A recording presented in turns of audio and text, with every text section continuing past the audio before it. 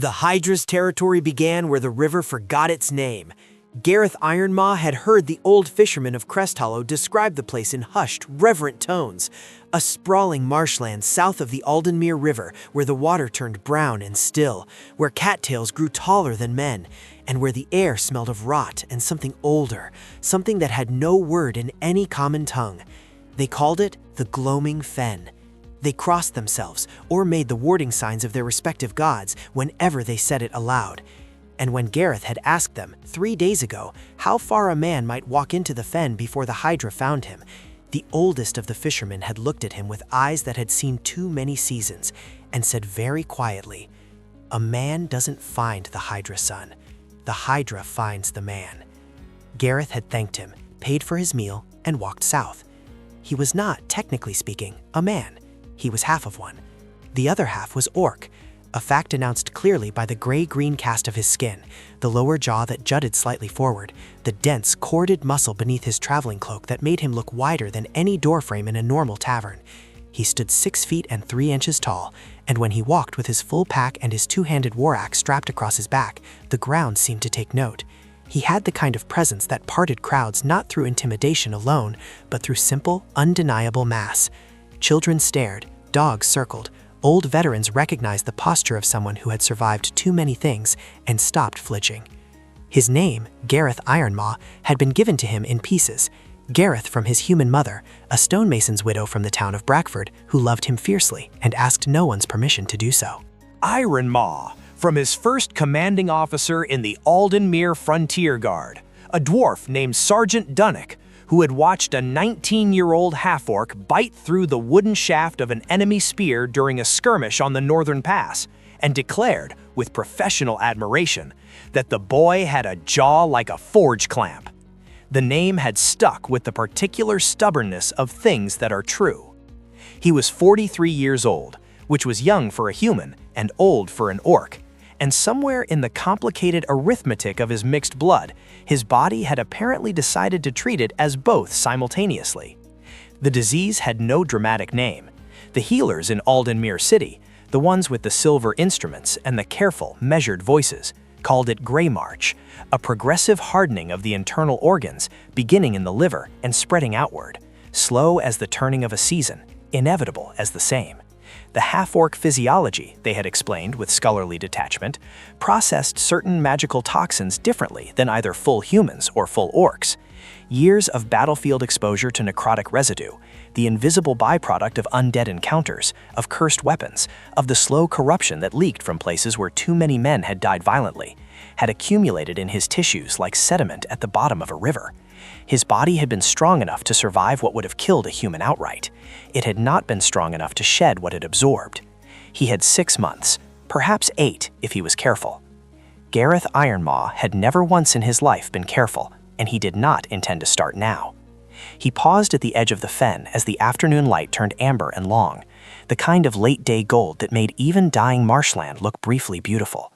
The smell hit him first, deep mud, standing water, the faint sweetness of decaying vegetation, and beneath it all, something sharp and animal, something reptilian. He had smelled enough battlefields to recognize the signature of a large predator's territory, the subtle wrongness in the air, the way the birds were conspicuously absent from the reeds ahead while clustering noisily in the trees behind him. Nature, when it was paying attention, always knew to keep its distance. He set down his pack and conducted the inventory he had conducted every morning and evening for the past 2 weeks. Provisions for 5 days, a coil of hempen rope, 2 healing potions in ceramic vials wrapped in cloth, not for surviving the fight, he reminded himself, but for lasting long enough to finish it. A whetstone, flint, tinder, and a waterproof oilskin case containing a single folded piece of parchment. He checked the axe last. Culverin, he called it, though axes didn't traditionally get names.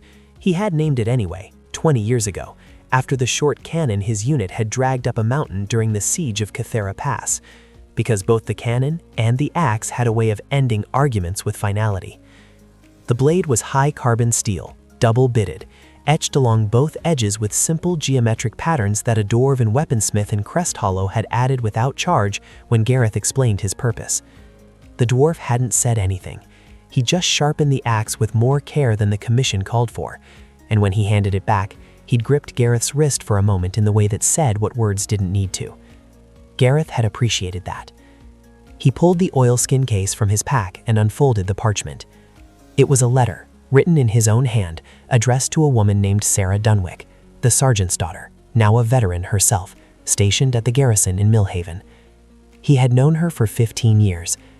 She would be angry when she received it. She would probably cry, and then she would be angry about the crying, and then she would do something useful with the anger, which was why he had written to her specifically, rather than to anyone else.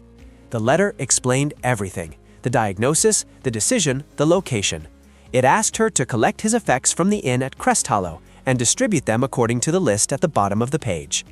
He folded it carefully and returned it to the case. It would go out with the innkeeper's morning post. The letter was not a goodbye. It was an accounting. Gareth Ironmaw did not say goodbye to things that were not yet finished. He lifted his pack, rolled his shoulders against the familiar ache that had taken residence in his back over the past 2 months, the disease announcing itself in the language of fatigue, of weight, of the grinding sensation behind his ribs when he breathed too deeply, and waded into the fen. The water came up to his knees immediately and stayed there. The ground beneath was soft and uncertain, more suggestion than substance, and each step required a deliberate pull to free his boot from the suction of the mud. The reeds closed behind him within 20 paces.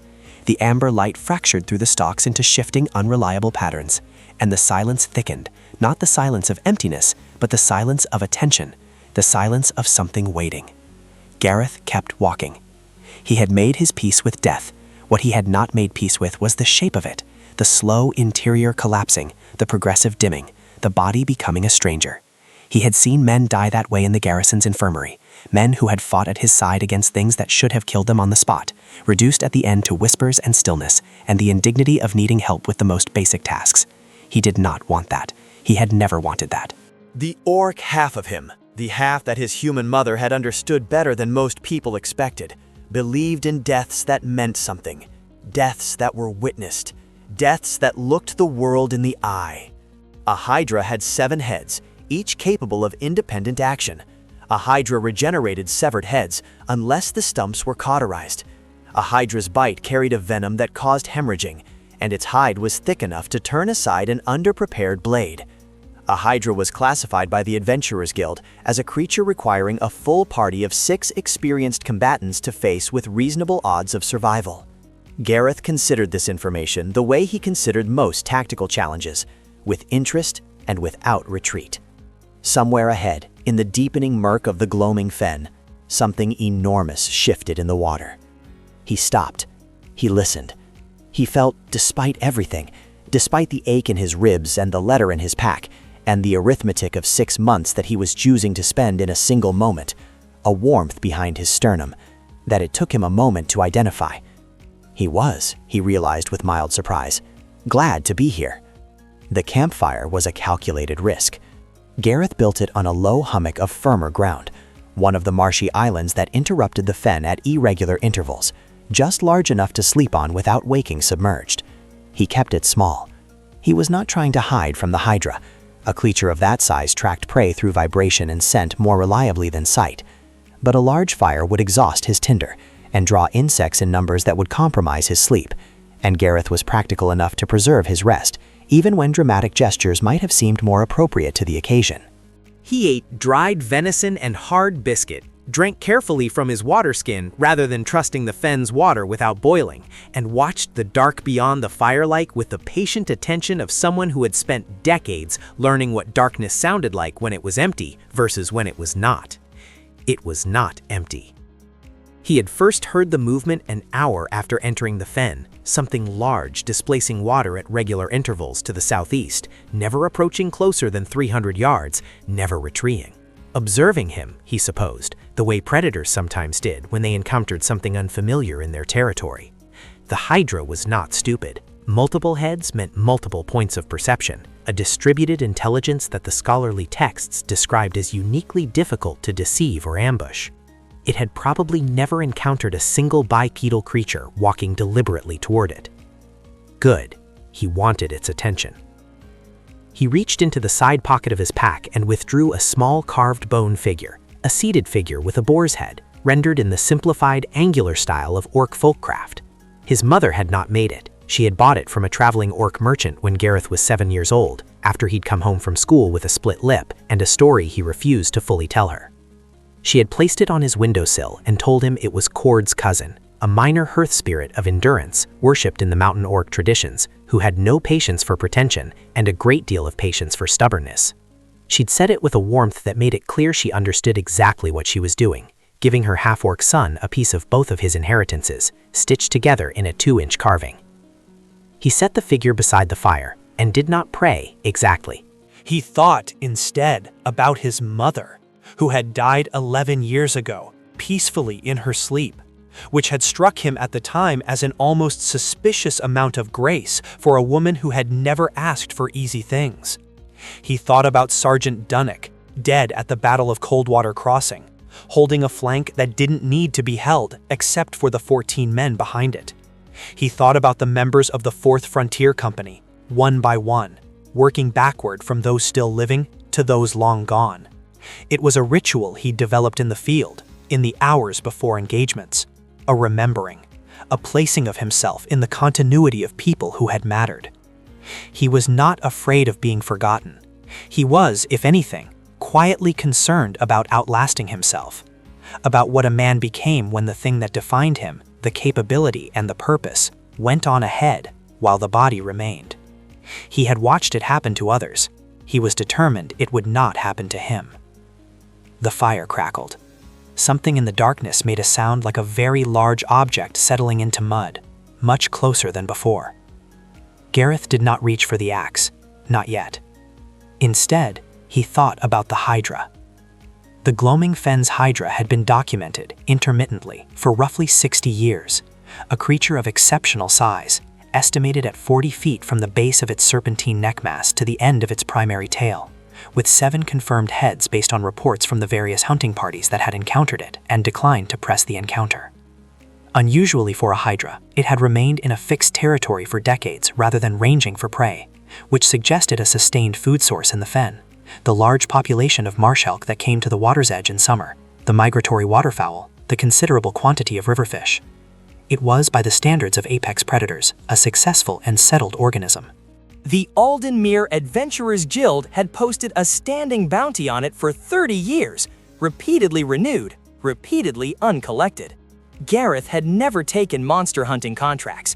He had been a soldier, and then a garrison commander, and then a soldier again when the garrison disbanded in a reorganization that the brass had called a strategic consolidation, and that the people who lost their posts had called other things. He knew tactics. He knew bodies, his own and other people's. He knew that a Hydra's regenerative capability was the central tactical problem. Severing a head without cauterizing the wound produced 2 heads in its place, which meant that an ill-disciplined assault was literally self-defeating. You needed fire. You needed precision. You needed to control the sequence of attacks.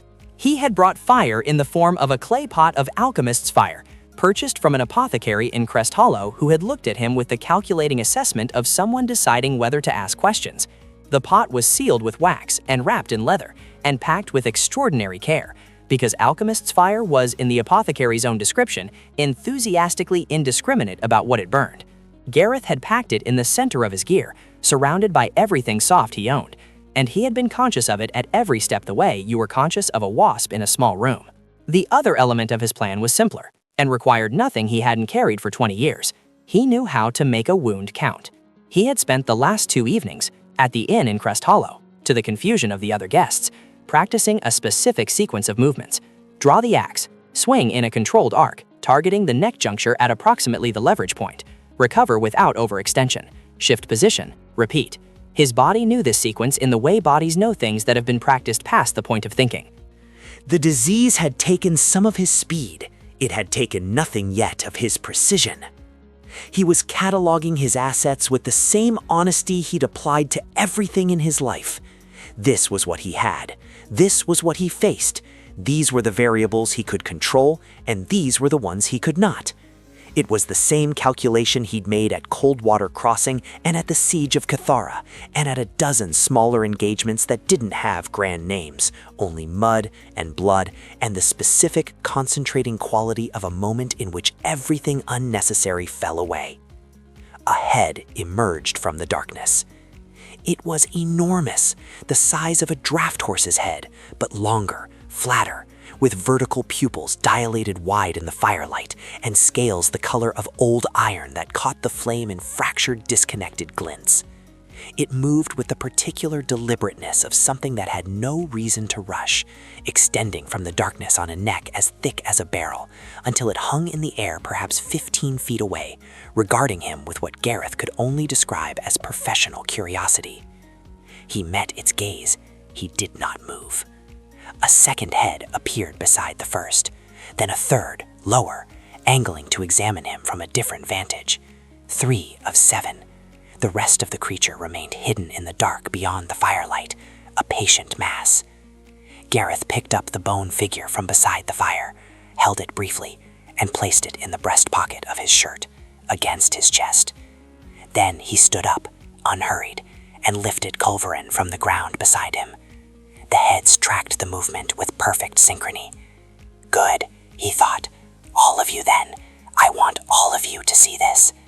He did not charge. Charging a Hydra, rushing headlong at a creature with 7 independent sets of jaws and the collective coordination to attack from multiple angles simultaneously, was the kind of tactical decision that got written up in after-action reports as contributing factors. Instead, Gareth moved sideways along the hummock's edge, keeping the fire between himself and the heads, forcing them to track him without giving them a clean line.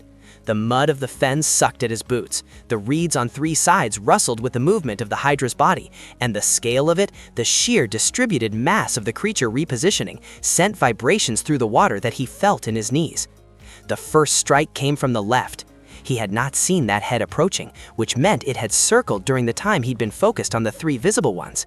It came low and fast, jaws spread wide enough to take his torso in a single bite, and Gareth threw himself right, not back, not away, but lateral, into the attack's arc rather than retreating from it, and swung Culverin in a short, violent arc that caught the neck 2 feet behind the jaw with a sound like an axe hitting hardwood. The head hit the ground, the neck retracted, spasming. He had exactly 1 breath before the stump split. The alchemist's fire was in his left hand. He had palmed the clay pot during the moment of the dodge, moving through the practice sequence as naturally as breathing, and he smashed it against the wound in a motion that was less a throw than a controlled collision, letting the breaking pot do the work of spreading the burning gel across the exposed tissue. The fire caught with an audible whump, and the Hydra's body lurched backward, pulling the burning neck out of reach, and the sound that came from the creature's other 6 heads simultaneously was not a roar, but something more complex, a layered, discordant shrieking that Gareth felt in his back teeth. He moved immediately. Standing still was dying. The hummock was too small for extended maneuvering, and he splashed off its edge into knee-deep water and kept moving, circling toward the body rather than away, using the simple geometry of the beast's mass as a shield against its own heads. This worked for approximately 4 seconds, which was longer than he'd expected. A second head found him from above. The Hydra was taller than the reeds when it fully extended, and 2 of the heads had gone high, arced him over the cattails to strike downward, and he took the impact on his left shoulder rather than his skull, the jaws closing on the leather pauldron and the flesh beneath it, and he felt the venom enter the wound as a spreading heat, immediate and unmistakable. He did not allow himself to assess the damage. Assessment was for later. He twisted inside the grip, using his own capture as leverage, pulling the head down and toward him instead of fighting the neck's strength, and drove the heel of Culverin's blade into the neck joint from below. The second head dropped. He reached into his belt pouch, second and last vial of alchemist's fire, smaller, meant for emergencies because he had not expected to use the first one so quickly, and cauterized the wound with less efficiency than the first, but enough, the flames catching and holding while the neck thrashed. 2 down, 5 remaining. The venom was working up his arm. Here was the thing about Greymarch Gareth had come to understand. It did something peculiar to pain. The disease affected the transmission of sensation in the peripheral nervous system, a fact the healers had mentioned almost apologetically as a footnote to the more significant information about organ function. In practice, it meant that the venom spread, which should have been agonizing, registered instead as a deep, pulsing pressure, unpleasant but not incapacitating. His body had already been making its own negotiations with pain for months. The Hydra's venom found a system that had already renegotiated its thresholds. He filed this observation away for later. There would not be a later, he reminded himself, and the reminder was not sad, it was clarifying. There was only this: the water, the dark, the 5 remaining heads, and the work. The Hydra was adapting. This was the thing the texts mentioned as a theoretical concern, and that reality demonstrated with unpleasant clarity. The creature's distributed intelligence was learning from the first 2 engagements. The remaining 5 heads did not press independently. They coordinated, 2 holding distance to watch, 2 positioning at his flanks, 1 directly ahead acting as a decoy, while the one at his back prepared to strike. It was not sophisticated by the standards of tactical military planning, but it was coherent, and coherent was dangerous. Gareth recognized the formation. He had used variations of it himself. He broke left before the rear head struck, anticipating rather than reacting, a skill that 20 years of close combat had built into something below conscious thought, and the jaws closed on water and air where he had been. He came up facing the decoy head and feinted at it, a half swing that committed nothing, and invited the flanking head to commit everything. And when it lunged, he stepped into it, let the jaws slide past his left side, the armored side, the already wounded side, another choice made in the half-second of engagement, and took the neck in a 2-handed grip and drove it down with his full weight until the neck was bent against the mud, and used culverin with the brutal efficiency of a man who knew exactly what he was doing. 3rd head. No fire left. He pressed his forearm across the wound. He would need another source of heat. The campfire. 20 feet behind him, on the hummock. He ran. He ran with the Hydra shrieking and the remaining 4 heads converging and the venom in his shoulder mapping its own slow catastrophe. And he reached the fire and drove the neck stump directly into the coals. And the smell was remarkable, and the Hydra's reaction was volcanic, the remaining 4 heads all striking at once. And Gareth experienced a brief, complete moment of perfect clarity. The 4th head he took on his feet. The 5th he took on his knees. The 6th he took on his back in the water, the coals scattered, the fire dying, the dark pressing in. He lay there for a moment. The 7th head had not struck, had retreated to the circle of darkness where the body waited, where 1 head remained on a creature that had been 7-headed when this began. And he thought, with absolute sincerity, I am not done. He reached for culverin. It was not where he had dropped it. He swept his arm through the water around him, the mud, the extinguished coals. Cold water. Soft mud. Something hard. A stone. Not the axe. He sat up. The venom pressure in his shoulder had reached his chest now, which was interesting. His left hand was not closing properly. The 7th head watched him from the darkness. And then, from the far side of the hummock, from a direction Gareth had not looked in several minutes, he heard a sound he had not expected. A voice. Human. Young. And absolutely terrified. Don't move! I have it! I have the axe! I'm coming! Her name was Marin Ashfield, and she was 22 years old, and she had been tracking the Hydra for 6 days. This was the information she delivered in a rapid, breathless tumble while wading toward him through knee-deep water, culverin in both hands held sideways like a plank she was carrying rather than a weapon, her dark hair plastered flat by marsh water, her leather satchel slapping against her hip. She was not, technically speaking, a fighter. She was a clerk for the Aldenmere Adventurers Guild, specifically the Contracts Division, specifically the subcommittee responsible for the 30-year-old Hydra bounty that kept getting renewed because no one ever collected it.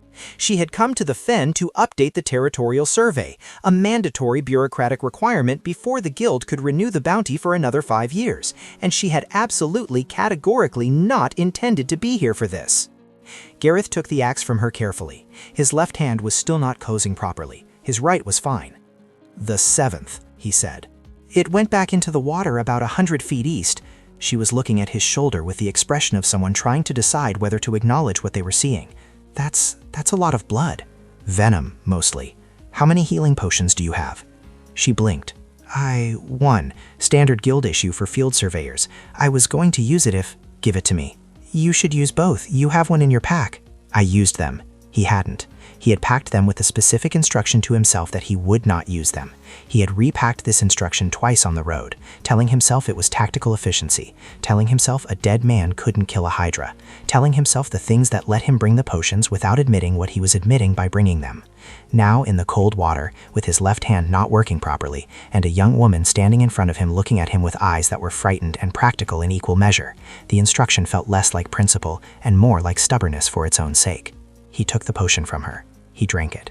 The venom spread slowed, then stopped. His hand began to close again, imperfect but functional. He stood up. "You need to go," he said. "There's one head left." "Yes, go." "The bounty is 30 gold pieces," she said, and her voice had changed. The breathlessness was still there, but something steadier had come underneath it. Something that sounded like it had been deciding something while he was occupied with drinking the potion. "And you..." She stopped, started again. "You wrote a letter to Sarah Dunwick at Millhaven Garrison. I know her. She's the one who told me. She told me a week ago that someone had come to collect the survey map for the Gloaming Fen. She said if I saw a very large, very stubborn half-orc who looked like he was doing something irreversible, I should..." "Sarah Dunwick," Gareth said with feeling, "is going to receive a very pointed letter. She said you'd say that. She said to tell you that she spent 15 years watching you refuse help, and this is the one time she's calling it in." The 7th head, the final head, broke the water's surface 40 feet to his east. In the fractured moonlight that had broken through the clouds during the fight, Gareth Ironmaw looked at the creature he had come here to die against, and felt the particular, unbidden, inconvenient warmth in his chest that he had felt at the edge of the fen the evening before, when he had recognized it as gladness. It was still gladness. It was more complicated than it had been. It had company now. The Hydra's last head moved toward them. Gareth positioned himself in front of Marin Ashfield without thinking about it, the instinct so old and specific that it required no decision, and felt her move to his right side rather than retreating, which was either very brave or very foolish, or the thing that those two things became when there was no better option. She had produced a small crossbow from somewhere. Guild surveyors, it turned out, were not entirely unprepared for hostile fauna. And she held it with the grip of someone who had trained with it, with ever expecting to use it in earnest. "I can distract it," she said. "Don't let it bite you." Extremely noted. The last head came in fast and low, replicating the strategy of the very first attack, that same arcing lunge that had caught him off guard in the darkness. But he had seen it once now, and his body had the memory of it. And when it came, he was already moving. Not away, not lateral, but into it, below the strike, inside the angle. The axe coming up in a short, brutal arc that caught the neck at the same leverage point as the first. And the sound it made was the same. And the head fell into the water, and everything went very still. He stood over the body of the Hydra's final head, waist deep in fen water, his shoulder aching, his chest aching, breathing hard, and waited. The neck stump steamed slightly in the cold air. Gareth thought for a moment about fire. His clay pots were gone. His campfire was ash and scattered coals. He looked at the body of the beast around him, the distributed mass of it, still and cooling in the water. And he thought, if I leave this unstaunched, if a single cell of regeneration persists, it starts again. All of it starts again. 7 years of documented sightings in 30 uncollected years of bounty, and it started again from what he had not finished. He looked at Marin Ashfield. She was already reaching into her satchel. She produced a guild standard fire kit, a thick, wax-sealed packet of alchemist paste, the kind used to mark survey stakes in damp conditions. "It burns for about 10 seconds, she said. "I have 3. That's enough." He used all 3. He was thorough. When it was finished, he stood in the middle of the Gloaming Fen in the quiet dark and felt the silence settle back around him. The real silence this time. The silence of a place where something absent had been absent. The birds were already returning. A single reed warbler calling from somewhere to the north, tentative and exploratory, as if testing whether the air had changed. It had. Gareth Ironmaw was alive. He was also, and he sat with this information with the same honesty he had brought to every other accounting of the night, going to remain alive for some number of weeks or months that would not be comfortable. The disease had not retreated. The venom's effects, temporarily arrested, would resume their slow work. He had not been saved. He had been accompanied. He looked at the woman beside him.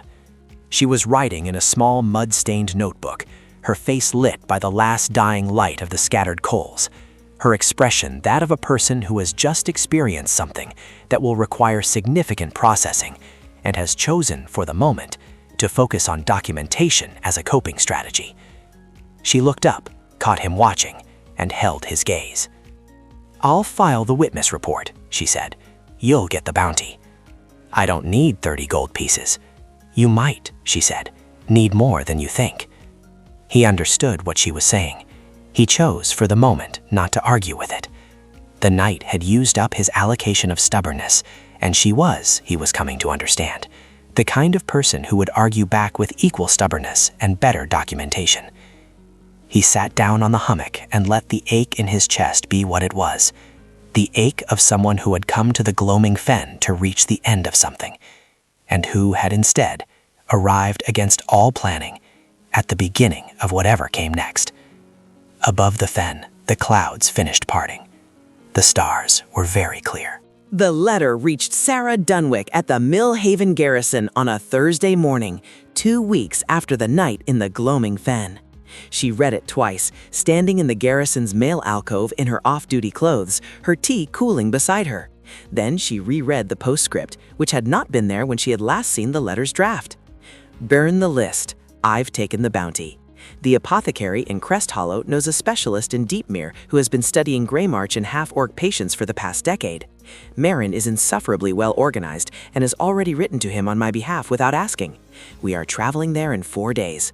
This is your fault entirely." Sarah Dunwick read the postscript a third time. Then she sat down in the alcove's single chair and laughed. The kind of laugh that arrives when something you have hoped for without quite admitting it actually happens. It was not an elegant laugh. It startled a passing corporal. She composed herself. She folded the letter. She placed it in the small chest where she kept things that mattered. Then she wrote back, "You're welcome.